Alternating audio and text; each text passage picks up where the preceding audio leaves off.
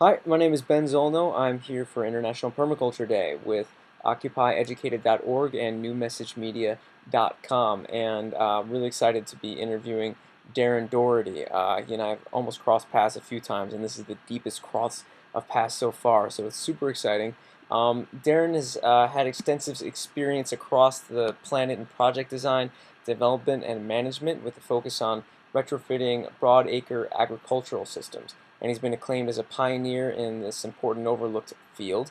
With an alumni of over 5,000 people, Darren has conducted trainings across 44 countries and originated the Keyline Farming course, the Carbon Farming course, Carbon Economy course, and Regen Ag. And Darren and I were just talking about some of the work that he's doing on the ground as well. Some of my first entry on my big entree into permaculture at the beginning were coming across a few videos of Darren's, so I've been following his work for a long time. Besides doing that that little straight on reading from his site there, there's a lot more to know about Darren and what he's doing. So, Darren, thanks for joining us all the way from Australia. If you can tell me and us a little bit about your current projects and your current passion, um, and why that's leading you to why you think we need permaculture around today.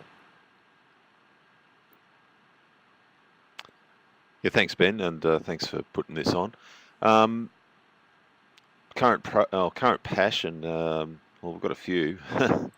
um, Probably the main thing that we're trying to do at the moment is remove debt, and so that that can give us some choices as far as developing our own site. And it's an interesting point because, or from my perspective, because a lot of the time that people want to do the sort of things that are involved in permaculture, whether that's moving back to the land and sort of make a so-called tree change or sea change, it actually does take quite a lot of capital. And one of the difficulties that I see a lot of people face is that if they have debt around that, then that continues their consumption paths, which are difficult. And so that's where we're at the moment. We're trying to sell a property so that we can get and build what we really want to do. So, but while we're waiting for that to all go ahead, I'm working on a project that I'm also quite passionate about and have been involved with since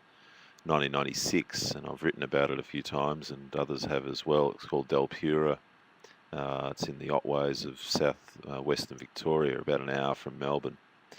And the owner of that property, George Howson, who's become a very good friend, he and I have, and a few others, have developed this quite outstanding property. It's on 140 acres, and taken it from where it was just horribly abused and going nowhere really. The succession wasn't really taking it anywhere, to planting over 55,000 trees and 130 species. And my family and I have been down here managing this site, bringing it into shape over the last 8 weeks or so.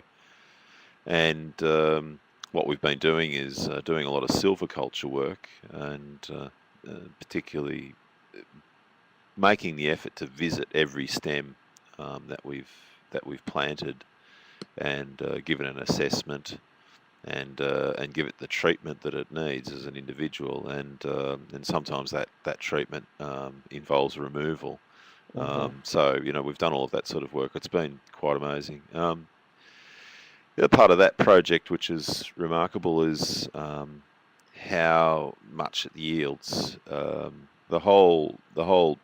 of the tree rows are all on a keyline layout, so there's a slight drift away from valley to ridge, and in so doing, the effective rainfall is actually much higher than it would be if we just had any other type of layout. So it's that permaculture idea of each element performing many functions, but also the application of imagination and information to increase yield, and that's worked extremely well. Some of the outcomes of that have been that we've got sawlog production, in some cases 50% faster than what we'd predicted in our original report on the property when we did the original design report.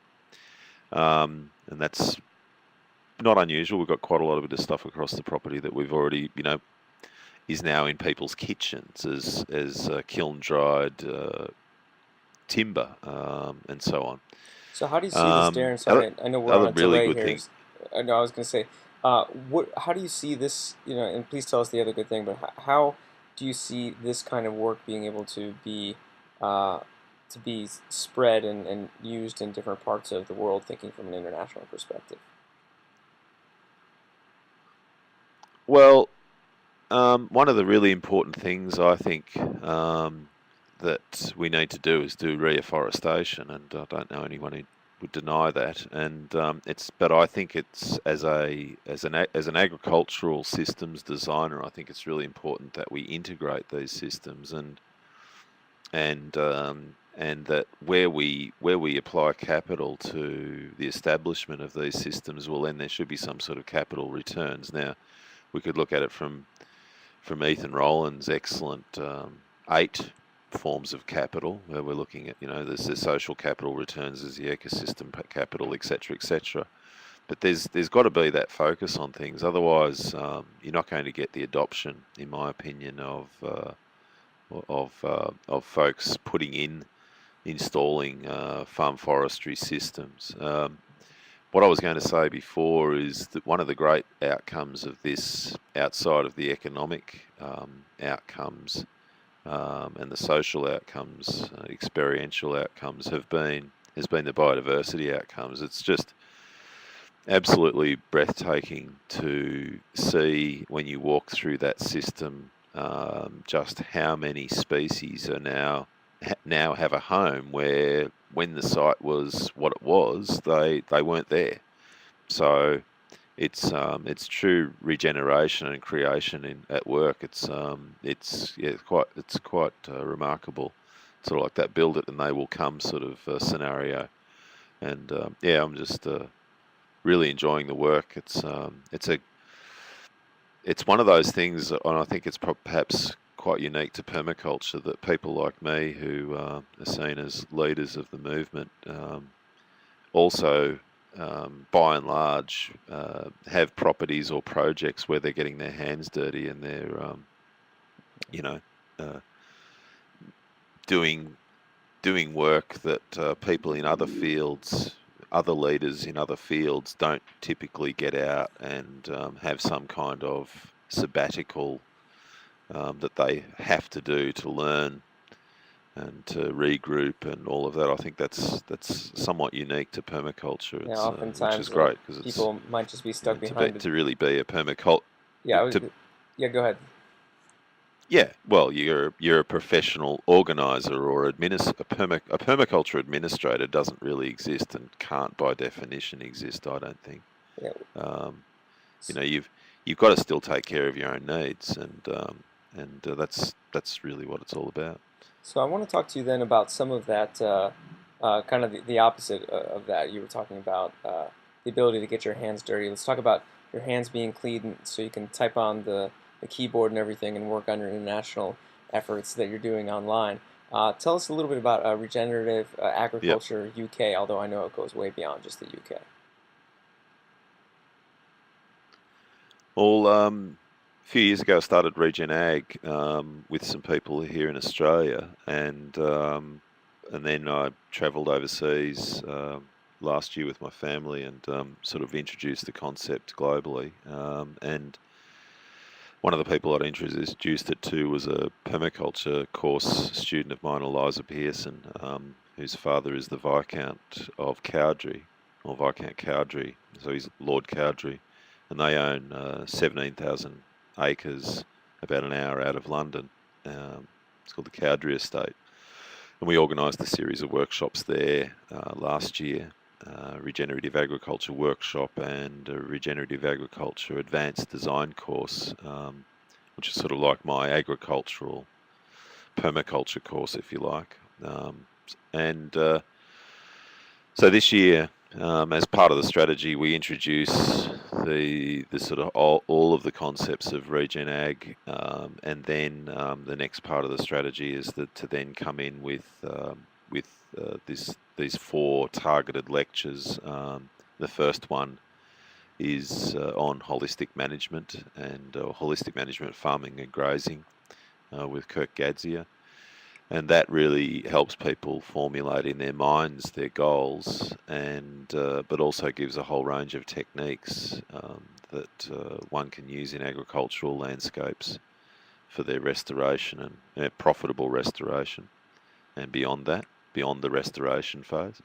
And then we have myself. I deal with the land planning. That's my sort of forte, I suppose, and how we integrate all of these different systems and in the decision-making matrix. And then we have, so I do all the keyline stuff and all that sort of thing. And then we have Eugenio Gras, who is a colleague from Mexico. And Eugenio introduces the whole idea of what we call fertility farming, which is based around the need for agricultural enterprises to transition away from using artificial fertilizers to fertilizers that they can actually make themselves, and also fertility treatments such as how do you make your own microbial mixes and whatnot, as it were. So, and then we finish it up with polyphase farming systems with Joel Salatin. And Joel is like the doyen of sustainable regenerative agriculture in the world, and is known as probably the world's best farmer. And he teaches, how his model has been so successful in taking care of not just production but also the marketing, distribution, and logistics. And processing of agricultural products, and how that is a very regenerative economic model locally and in the community context. So we're trying to put all of these things together. Now this has sort of evolved from the carbon economy course that I originated, and the carbon farming course I originated years ago, where I was trying to create some sort of strategy to this. And I say to people, the most important thing to be is to be strategic, to be pragmatic, and to be incremental. And the Regen Ag International approach is exactly that. It's a 3 to 5 year program that we take a country through and take the participants through, so that they're not being overwhelmed, and you get real runs on the board, and it builds in our obsolescence, which is something I think really important, that we don't build dependencies. Yeah. So that's worked really well, and the UK people have taken it on board, and they're now in their second year. We've also got Spain, 2 parts of Spain, the north and south, in the Basque country, and down in Andalusia. So Darren, We did Mallorca last year, and they'll go next year, and so on. So it's good. Germany. yeah, Chile, it's going everywhere. all over So the joint. perfect to mention for Greece. International Permaculture Day. It's going everywhere then. Um, so Yeah. so great. We're gonna have to leave it there. And you were saying before that that's kind of actually, if you can just sum it up in a couple sentences. You were getting to it before. What your final takeaway, the thing that you really want people to be thinking about for this International Permaculture Day, what we need now in 2012 to focus on permaculture. Well, I think a reassessment of your goals is really important, and I'd really think that people should look at holistic management as a methodology to help them with that. It's a breathtakingly brilliant methodology for determining what your quality of life outcomes are, as well as the forms of production and all of that. So it's just a really good thing, and I think so. Forming your goals is really good, and just try not to overwhelm yourself with with the complexities that seem to be possible in permaculture. You should be designing very elegant systems that just work, because that's ultimately the objective of permaculture, is to have relatively natural systems that are that have some harmony.